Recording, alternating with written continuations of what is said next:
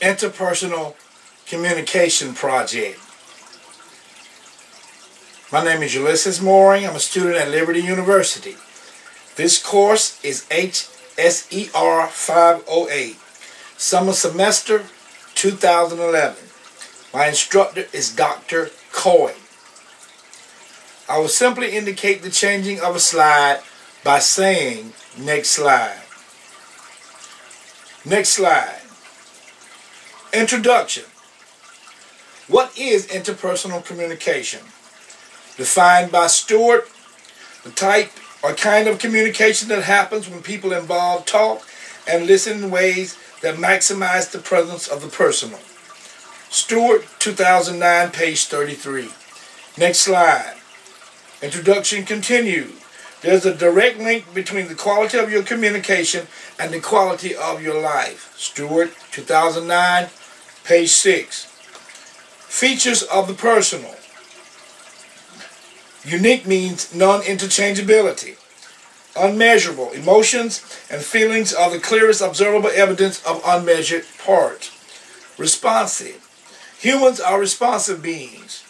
They choose what to do next. Next slide. Enlarging the conversation. Enlarging the conversation. At the beginning of the class, an assessment was taken. My score was 56 out of 100%. And according to the score on this test, my communication skills are average, leaving plenty of room for improvement.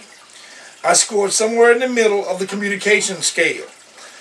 I was not picture perfect, but neither was I at the bottom. I have skills and I have the potential to master the communication process.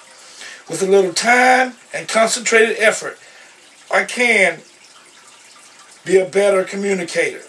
Communication plays a significant role in the impression we make on others. It also influences your self-esteem, your assertiveness, and your social adjustment. If you want to reach your full communicating potential, all it takes is a little effort and a little know-how. As in most things in life, practice makes perfect. Next slide. Identification of an overarching goal. My overarching goal is to become a level 1 listener, to listen emphatically, at home as well as work and while dealing with others, to refrain from judging others as they talk, to place myself in the talker's position, and to see things from the point of view of the broadcaster. Next slide. My behavior blend.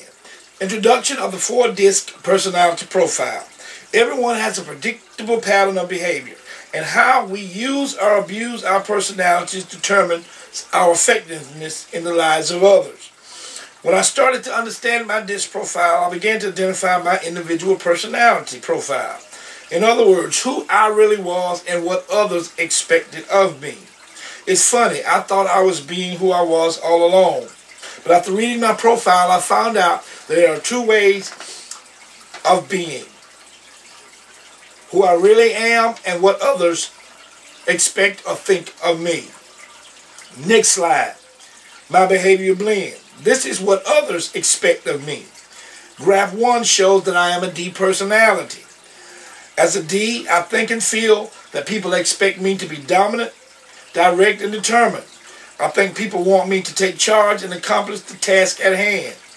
I am more than a confident person, and at times this confidence can cause me problems.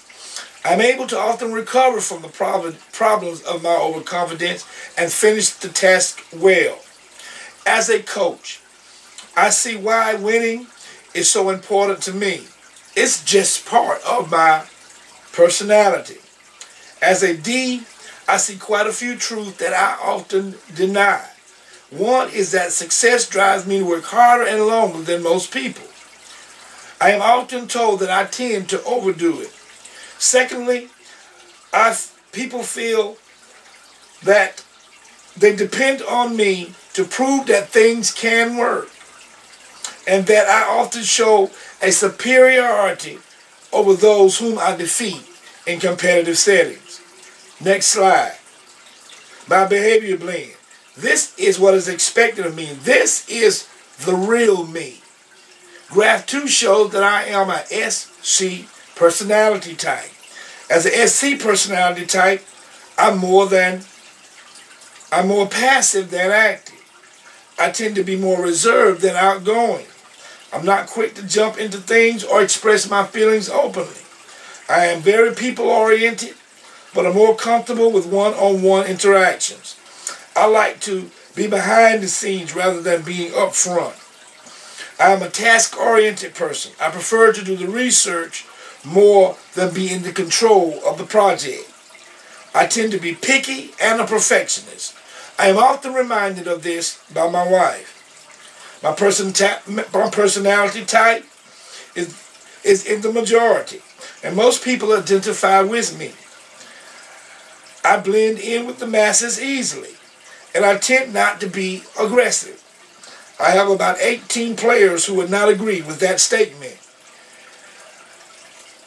My personality, SC, says that I'm a loyal friend and a good listener, and that I seem to know what I am referring to or talking about most of the time. Next slide. Background and behavior blends that influence my conversation. My background is one of a Christian upbringing. I try to act out the Bible by living it. I'm also the son of a teacher, which has a strong influence on how I listen and interact with others.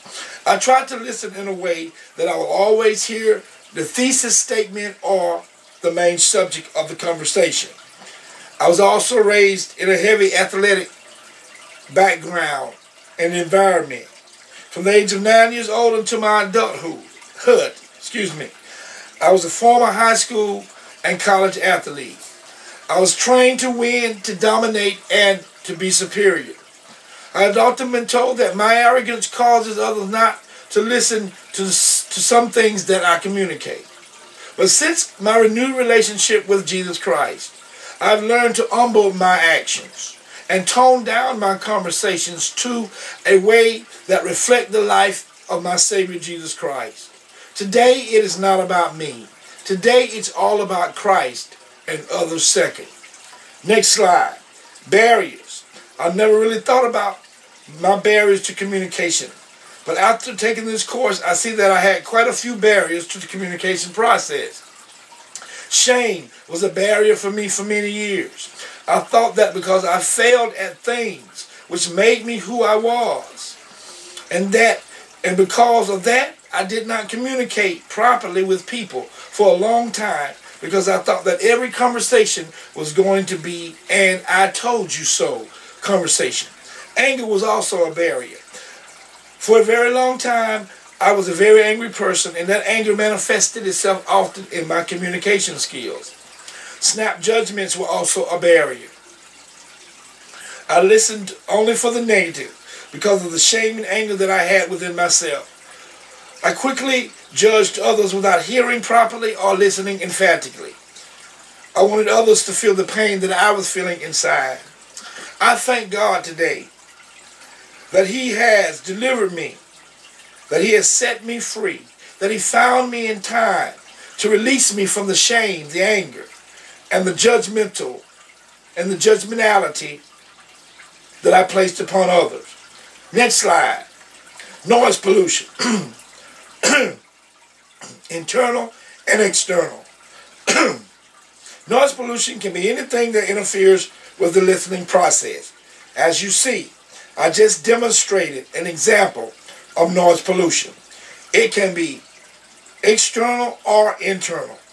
The internal noise pollution that often affects me are stereotypical conversations or gestures that people make while communicating. To me, there's nothing worse than a person mimicking the gestures or trying to talk in the dialect of another race. I try to overlook the stereotypical behavior and hear the main points of the conversation. The external noise pollution that distracts me are long-winded talkers who say nothing and are taking the conversation nowhere. I call them ramblers. I listen patiently, telling myself that it is rude not to stay focused on the talker. I also myself do quite a bit of public speaking, so I try to give the same respect to the talker that I would like to receive. Next slide. My plan of action. I have, through this slide presentation, to the best of my ability, tried to communicate interpersonally with you, the viewer. I plan on applying all that I've learned from my studies in this course to help me communicate better with others. From bridges, not walls, to why don't we listen better, to listening, the forgotten skill. I plan to incorporate all the knowledge that has been obtained through testing, through discussion boards, and the writing of papers, to become a level 1 listener and an inhaler that perceives and receives properly. Putting into action all that I've gleaned from this course is what I plan to do. I know that it would not happen overnight. The saying goes that Rome wasn't built in a day. Besides, God himself took 6 days to create the world. He could have created the world with 1 word, but he chose purposely to take 6 days to show us that not all things happen instantly. I thank you for viewing, for listening. May the blessing of Abraham fill your life. Genesis, the 12th chapter, the 2nd to the 3rd verse.